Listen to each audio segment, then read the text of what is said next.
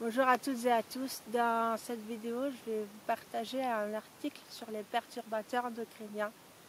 Voilà, parce que c'est des substances en fait qu'on rencontre tous les jours dans notre quotidien, dans notre alimentation, dans le matériel.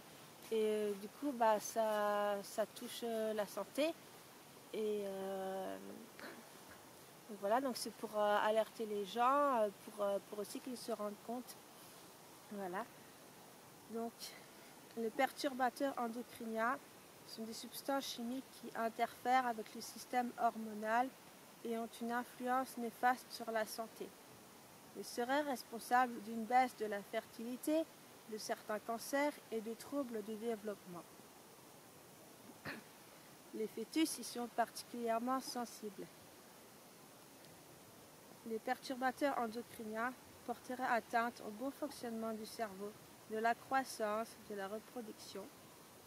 De fortes préoccupations sur leur impact sanitaire sont exprimées par des médecins, des scientifiques et des associations. En fait, le perturbateur endocrinien, il va mimer l'hormone naturelle qui existe déjà dans notre corps et qui est produite par certains organes comme la thyroïde, le pancréas, etc. Et donc elle va mimer l'action de cette hormone ou alors elle va la bloquer. Du coup, ça perturbe le bon fonctionnement du corps.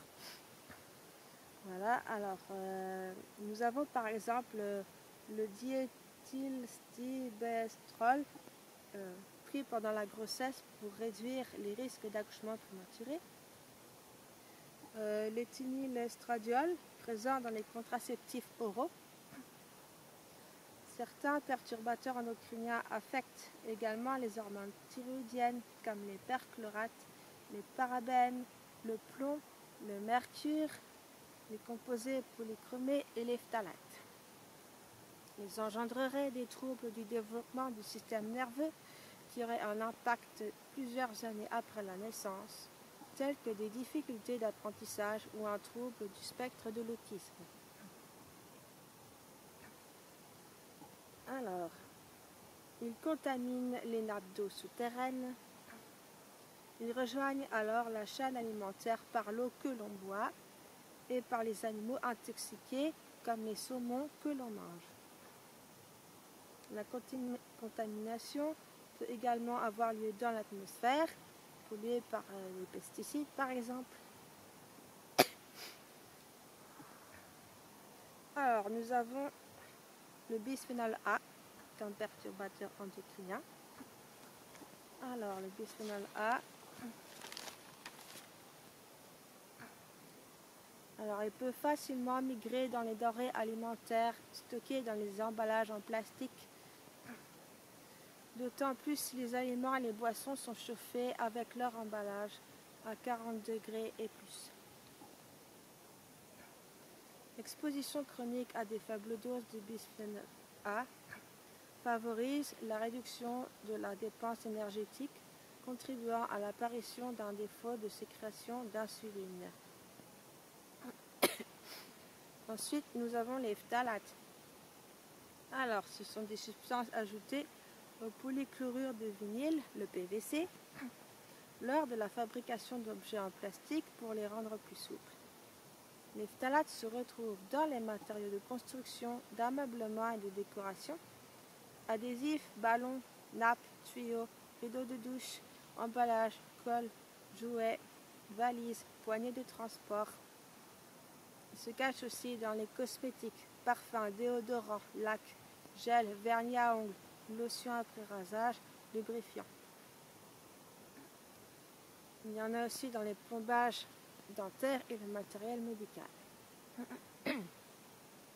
Après, nous avons les composés perfluorés.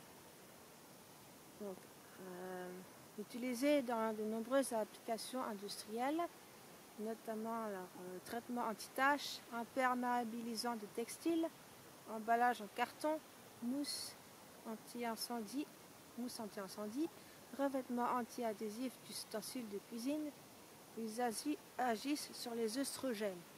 Les œstrogènes, c'est des hormones féminines.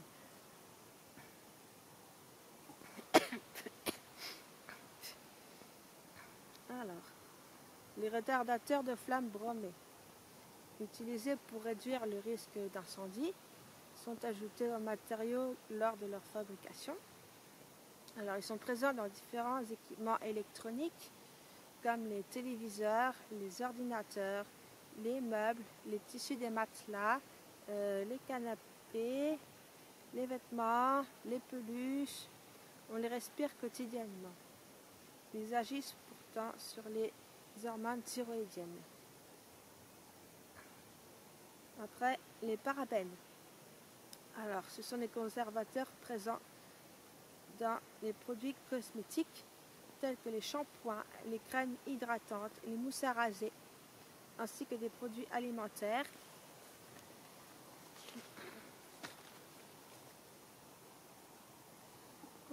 Contenus dans les décorations, les rembages et les fourrages utilisés en pâtisserie, les confiseries, les amuse-gueules prêtes à consommer, les fruits à coque transformés, ainsi que les médicaments. Alors, ils affectent les hormones thyroïdiennes. Les éthers de glycol. Alors, ce sont des solvants qui permettent de mélanger l'eau à la graisse. Alors, ils se retrouvent dans les produits d'entretien, les peintures, les encres, les adhésifs, les médicaments, les cosmétiques. Ils agissent sur les œstrogènes. Alors, par inhalation de vapeur et l'absorption par la peau due à l'utilisation de ces solvants. Ensuite, les PCB, polychlorobiphényles. Ces composés organiques de synthèse résident dans les transformateurs électriques, les condensateurs, certains radiateurs et d'autres équipements électriques. Ils agissent sur les hormones thyroïdiennes. Ces polluants telluriques se retrouvent prisonniers durant des décennies dans les sols et les écosystèmes marins, polluant ainsi les plantes puis les animaux qui les ingèrent comme les vaches qui les transmettent dans leur lait, les volailles dans leurs œufs, les saumons dans leur chair. Ensuite, les pesticides, tout le monde connaît, comme le DDT par exemple.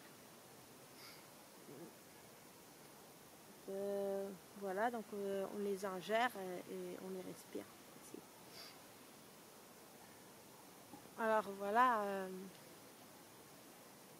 tout ça c'est sûr que c'est pas très agréable à entendre, mais on peut agir en limitant leur présence et leur contact. Voilà.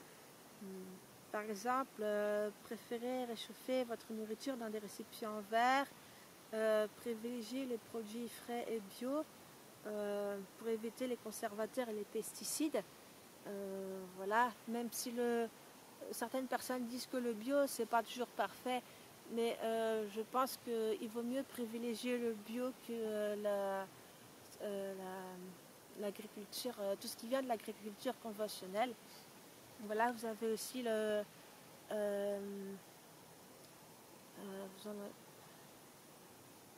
sais plus comment on appelle ça.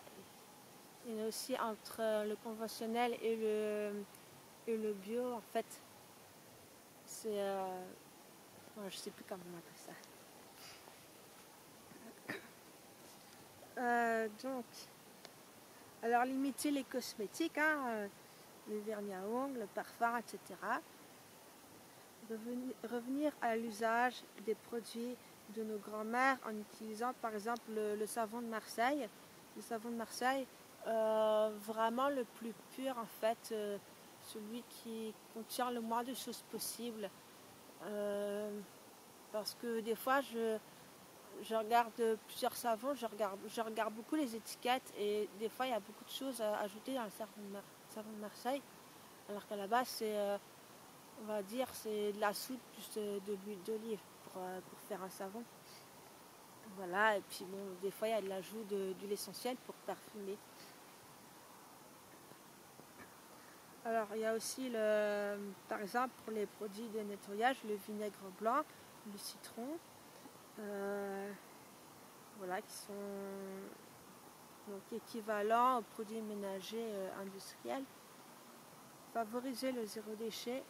La plupart des déchets contiennent des perturbateurs endocriniens qui finissent par polluer nos eaux souterraines et les sols.